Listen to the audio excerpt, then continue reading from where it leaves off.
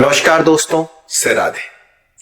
हर आदमी की इच्छा होती है कि हमारी बौद्धिक क्षमता अच्छी रहे और हमारे घर में भी जो संतान हो उसकी भी बौद्धिक क्षमता खूब अच्छी हो। बसंत पंचमी का जो त्योहार होता है, यह त्योहार मां सरस्वती की उपासना का त्योहार होता है। इस दिन शुभ मुहूर्त में मां सरस्वती की अगर उपासना की जाए तो कहा जाता है घर में सद्बुद्धि के साथ साथ लोगों में प्रेम और भाव भी आता है।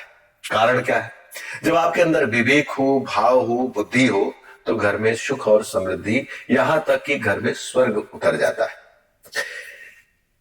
सन 2025 में बसंत पंचमी कब है, उसकी पूजा कैसे की जाए, इसका महत्व क्या है, बच्चों के लिए क्या खास उपचार किया जाए, इन सभी चीजों की चर्चा इस वीडियो में हम आपके साथ करने वाले हैं। सबसे पहले हम बात करेंगे कि किस डेट पे पड़ रही है। कुछ लोगों का कहना है कि 2 तारीख को है कि 3 तारीख को है, तो इसमें कोई भी संदेह नहीं है। सभी पंचांगों में 3 तारीख को ही माना गया है कि बसंत पंचमी है। 3 क्या? 3 फरवरी। ये एक तरह से लोगों ने भ्रम फैलाया है कि 2 है कि 3 है, जबकि बसंत पंचमी केवल और केवल है तो 3 तारीख है। कारण क्या है? ऐसे तो बसंत पंचमी अर्थात पंचमी तिथि जो है यह 2 तारीख को लग रही है, लेकिन 11 साढ़े 11 बजे के आसपास लग रही है। 11 साढ़े 11 बजे के बाद जब यह तिथि लगेगी दिन में, तो कहा जाता है कि जो तिथि सूर्योदय काल में होती है उसी तिथि की महत्ता होती है। अगले दिन 3 तारीख को सूर्योदय काल में यह तिथि फिर से पाई जाएगी और इस तिथि का समय कालखंड जो है इस दिन की पूजा का विशेष महत्व निश्चित करेगा। पंचमी तिथि जो है अगले दिन अर्थात 3 तारीख को यह 9:36 AM तक रहेगा। यह समय जो है स्थान के अनुसार थोड़ा सा परिवर्तित होगा। मेरा जो डाटा है वो बनारस के पंचांग के अनुसार है। इसी कालखंड में अगर मां सरस्वती की उपासना हो तो बड़ा शुभ माना जाता है। कहा जाता है मां सरस्वती विष्णु ब्रह्मा जी की पुत्री है, मानस पुत्री है। इनके अंदर ही दुनिया का सारा ज्ञान, जिसको विलक्षण क्षमता कहा जाता है, छिपा है।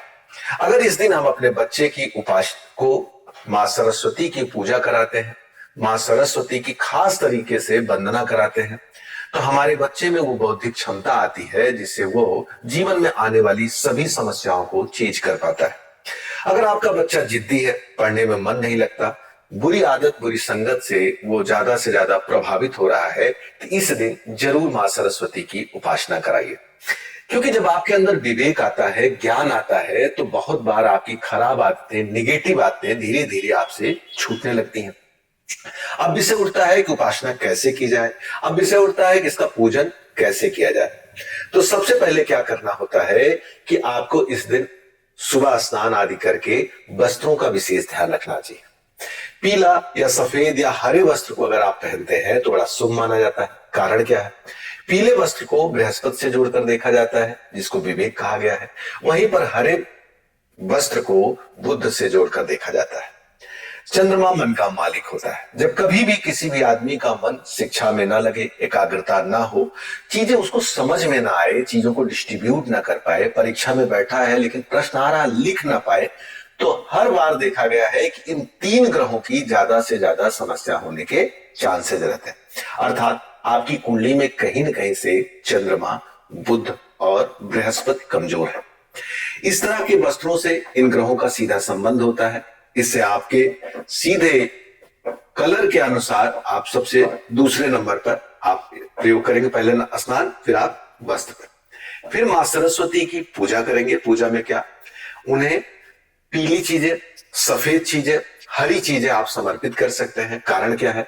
ये फिर बुध, बृहस्पति और चंद्रमा से जोड़कर इसको देखा जाता है। भोग में सफेद चीजें जैसे खीर आदि या हलवा चढ़ाना भी शुभ माना जाता है। मेवे का प्रयोग या मौसमी फल अगर आप चढ़ाते हैं तो इसको भी शुभ और श्रेष्ठ माना जाता है। पूजन के अगले चरण में क्या करना है? मां सरस्वती के बीज मंत्र, अगर मैं एक मंत्र की बात करूं तो ऐंग मंत्र जो है, आपने महामंत्र में सुना होगा ऐंग ह्रीं क्रीं, तो उसमें ऐंग जो मंत्र है वो मां सरस्वती का मंत्र है। इसका मंत्र का जाप करना बड़ा श्रेष्ठ माना जाएगा। कैसे किया जाए, किस माला से किया जाए, अगर इसकी बात करें तो स्फटिक की माला जो होती है, सफेद माला जो होती है, उसको बहुत अच्छा माना जाता है। अब की बार बसंत पंचमी सोमवार को पड़ रही है। सोमवार को शिव और मां पार्वती से जोड़कर देखा जाता है, अर्थात शक्ति से जोड़कर देखा जाता है। ये बड़ा सौभाग्य का विषय है कि जो 2025 में जो बसंत पंचमी है वो सोमवार के दिन है। इस दिन अगर आप अच्छे से विधि विधान पूर्वक पूजा करेंगे तो शिव भगवान और माता पार्वती के साथ साथ आपको सरस्वती का भी फल प्राप्त होगा। अगर मैं बात करूं ध्यान, मेडिटेशन, खेल, कला, इन जगत में लोग जो कार्य करते हैं, क्या उनको करना चाहिए? मां सरस्वती की कृपा अगर हो तो आप संगीत के क्षेत्र में, कला के क्षेत्र में, खेल के क्षेत्र में, क्योंकि खेल भी अपने आप में एक कला है, किसी ज्ञान को जब आप आगे बढ़ाने लगते हैं, एजुकेशन में आगे बढ़ने लगते हैं, तो वह ज्ञान भी आपके लिए एक कला के रूप में परिवर्तित होने लगता है। मैंने बहुत बार देखा है कि बहुत सारे ऐसे गणितज्ञ होते हैं, साइंटिस्ट होते हैं, जो विज्ञान को कला की तरह प्रयोग करते हैं, गणित को एक कला की तरह लगाते हैं। उस समय मां सरस्वती की विशेष कृपा इनके ऊपर हो जाती है। इस अवसर पर सभी इंस्टीट्यूट पे, सभी स्कूल में, सभी घरों में मां सरस्वती की पूजा होनी चाहिए। कारण क्या है? इसी दिन मां सरस्वती ने जन्म लिया था, अर्थात मां सरस्वती का प्रादुर्भाव इसी दिन हुआ था, प्रागट्य दिवस हुआ था। इसी दिन मां सरस्वती हम लोगों के लिए कृपा रूप में हमें प्राप्त हुई थी। तो इस दिन अगर मां सरस्वती की उपासना आप विधि विधान पूर्वक और बताए हुए नियमों के आधार पर करेंगे तो बड़ा शुभ और श्रेष्ठ माना जाएगा। सबसे अंत में एक विशेष तरह का उपचार आपको बताते हैं। जिन लोगों ने वीडियो अंत तक देखा है, बिल्कुल उन्हें ही पता चलेगा। हमने शुरू में ये नहीं कहा कि हम लास्ट में विशेष बताएंगे, क्योंकि जिनका मन होता है उनका रुकना ही हमारे लिए सबसे उपयोगी है। सबसे क्या है, आपके घर छोटा बच्चा है, एकदम छोटा है, उसको सुबह स्नान आदि करा के, वस्त्र नवीन पहना के, गणेश जी के मंत्र पढ़ने के बाद अक्षत फूल उसके ऊपर डालकर उसकी जिह्वा पे ऐंग मंत्र लिखना है, केवल ऐंग लिखना है। और ऐंग को किससे लिखना है? आपको लाल चंदन की स्याही बनानी है और अनार के कलम के द्वारा यहां पर ऐंग लिखना है। आपको इतना ही करना है। वैसे ये बड़ों के भी ऊपर किया जा सकता है, छोटे के ऊपर किया जा सकता है, लेकिन कोशिश करिएगा एक दिन पहले आप वेजिटेरियन रहिएगा, एक दिन पहले आप कोई भी ऐसी आपत्तिजनक चीजें न ग्रहण करिएगा जो अगले दिन पूजन में आपको कहीं न कहीं से कमजोर करे, आपकी ऊर्जा को आगे न बढ़ाए। तो मित्रों, इसी वीडियो के साथ इसी बात के साथ हम आपसे विदा चाहते हैं और हम चाहते हैं कि अगर आपको वीडियो पसंद आई हो तो लाइक और सब्सक्राइब करें, शेयर करना बिल्कुल ना भूलें। आपको कुंडली दिखानी है, वास्तु के बारे में जानना है या ज्योतिष सीखना, तो दिए नंबर पर कॉल करके आप हमसे सीधे बातचीत कर सकते हैं। नमस्कार, राधे।